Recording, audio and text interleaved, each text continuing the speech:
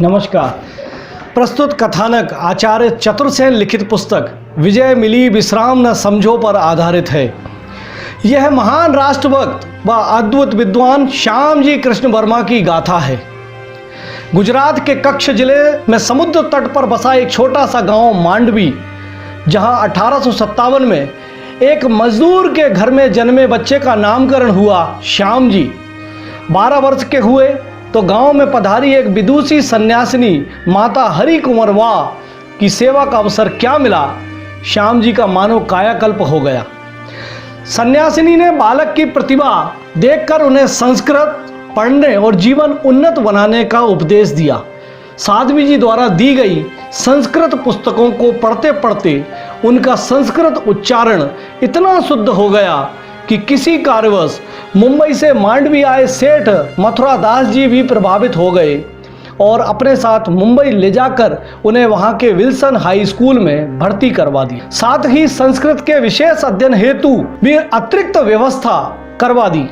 छात्रवृत्ति पाकर Elphinstone high school में पढ़ते समय ही एक सहपाठी रामदास से मित्रता हुई तो उसके पिता व मुंबई के प्रसिद्ध धनपति छबीलदास लल्लू भाई ने प्रभावित होकर अपनी 13 वर्षीय पुत्री भानुमति के साथ 18 वर्षीय श्याम जी का विवाह कर दिया।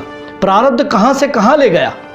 एक मजदूर पुत्र श्याम जी अब एक करोड़पति के जामाता थे, लेकिन नहीं, अभी तो उनका भाग्योदय और शेष था। विधि ने उनके लिए एक अन्य महान भूमिका जो चुन रखी थी। आर्य समाज के संस्थापक स्वामी दयानंद सरस्वती मुंबई पधारे तो श्याम जी ने भी उनके धारा प्रवाह भाषण सुने और फिर प्रभावित होकर आर्य समाज की गतिविधियों में सक्रिय भाग लेने लगे। उन्होंने नासिक, पूना, मुंबई सभी जगह घूम घूम कर आर्य समाज के लिए वातावरण निर्मित किया। तभी ऑक्सफोर्ड यूनिवर्सिटी के संस्कृत विभागाध्यक्ष सर मोनियर विलियम्स का मुंबई आगमन हुआ। उस अवसर पर आयोजित सभा में उनके भाषण के पूर्व श्याम जी का भाषण हुआ। उनकी उत्कृष्ट और मधुर संस्कृत को सुनकर मोनियर विलियम्स ने प्रभावित होकर उन्हें ऑक्सफोर्ड यूनिवर्सिटी में सहायक संस्कृत प्रोफेसर के पद पर नियुक्त कर दिया। इस प्रकार प्रारब्ध उन्हें इंग्लैंड ले गया। इंग्लैंड पहुंचकर श्याम जी ने अध्यापन के साथ साथ अध्ययन भी किया और एमए व बैरिस्टर की डिग्रियां हासिल करने वाले प्रथम भारतीय बने। अपनी प्रभावी भाषण शैली के कारण श्याम जी न केवल रॉयल एशियाटिक सोसाइटी बल्कि इंग्लैंड एम्पायर क्लब के भी सदस्य बना लिए गए, जिसमें केवल राज परिवार के सदस्य ही हुआ करते थे। इसी क्लब में श्याम जी का परिचय बाद में भारत के वायसराय बने लॉर्ड डफरिन और लॉर्ड नॉर्थब्रुक व लॉर्ड रिपन जैसी प्रभावशाली हस्तियों से हुआ। 1888 में भारत लौटकर श्याम जी कुछ वर्षों तक रतलाम, उदयपुर, जूनागढ़ आदि रियासतों के दीवान रहे, किंतु फिर अजमेर में वकालत करने लगे। अजमेर में एक बार फिर उनका संपर्क स्वामी दयानंद सरस्वती से हुआ और उनकी प्रेरणा से वे पुनः इंग्लैंड पहुंच गए। लेकिन इस बार उनकी भूमिका पूरी तरह बदली हुई थी।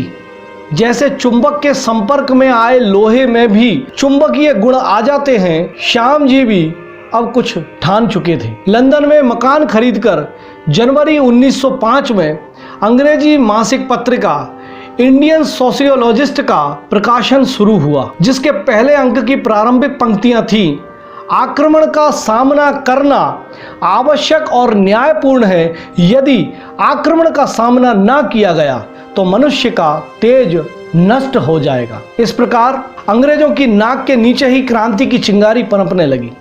विदेशों में बसे अन्य देशभक्तों को संगठित करने के उद्देश्य से श्याम जी ने इंडियन होम रूल सोसाइटी गठित की, जिसके नाम से ही ध्वनित होता था कि वह भारत के लिए होम रूल अर्थात स्वराज्य चाहती है।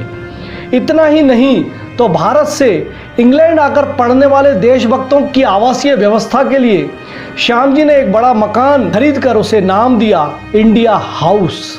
उस इंडिया हाउस से जरूरतमंद छात्रों को महर्षि दयानंद, छत्रपति शिवाजी, महाराणा प्रताप छात्रवृत्तियां देना भी प्रारंभ हुआ।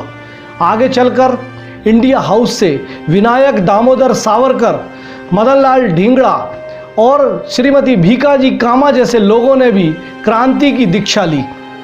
1857 आंदोलन की स्वर्ण जयंती के अवसर पर 1907 में श्याम जी की प्रेरणा से सावरकर ने एक ग्रंथ प्रकाशित करवाया, 1857 का स्वातंत्र्य समर।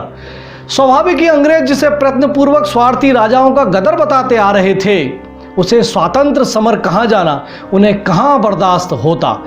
पूरे इंग्लैंड में हलचल मच गई और सरकार ने उसे जब्त कर लिया।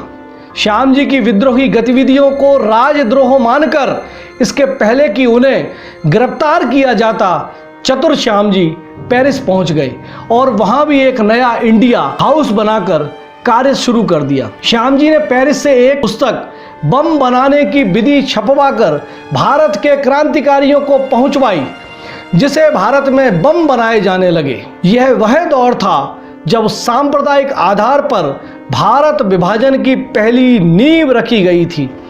अर्थात 7.5 करोड़ आबादी वाले बंगाल को अंग्रेजों ने 2 भागों में बांट दिया था। समूचा बंगाल तो हिंदू बहुल था, किंतु अंग्रेजों ने जिसे पूर्वी बंगाल कहकर अलग किया वह मुस्लिम बहुल हो गया। अरविंद घोष, सुरेंद्रनाथ बनर्जी और बिपिन चंद्र पाल जैसे वरिष्ठ बंगालियों ने इसके लिए सरकार की मुखर आलोचना की। भंग विरोधी आंदोलन धीरे धीरे उत्तर प्रदेश और पंजाब तक फैल गया।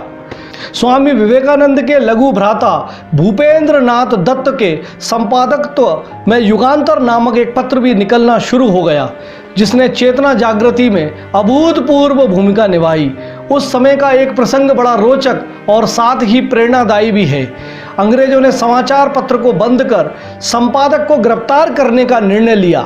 पुलिस जब संपादक को गिरफ्तार करने समाचार पत्र के कार्यालय पहुंची तो वहां बैठे सभी लोगों ने अपने आप को संपादक बताना शुरू कर दिया। परेशान होकर पुलिस उन लोगों में से जो सबसे मोटे ताजे और दाढ़ी मूछ वाले शख्स थे उन्हें पकड़कर ले आई और 1 साल के लिए जेल में डाल दिया। इस अभूतपूर्व जन जागृति से विवश होकर 12 दिसंबर 1911 को बंगाल का विभाजन रद्द हुआ, किंतु बिहार उड़ीसा को मिलाकर अलग प्रांत बना दिए गए जो तब तक बंगाल में ही समाहित थे। भारत की राजधानी भी कलकत्ते से बदलकर दिल्ली कर दी गई। बंगाल से परेशान हो चुके अंग्रेज और वहां उन्हें खतरा लगने लगा था, लेकिन दिल्ली में भी कहां उन्हें चैन मिलने वाला था।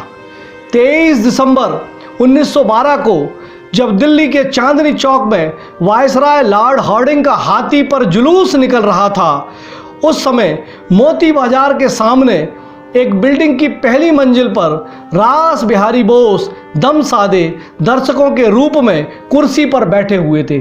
जैसे ही वायसराय का हाथी सामने आया, उन्होंने पूरे वेग से एक बम उस पर फेंक दिया, किंतु संयोग से वह बच गया और उसका अंगरक्षक मारा गया।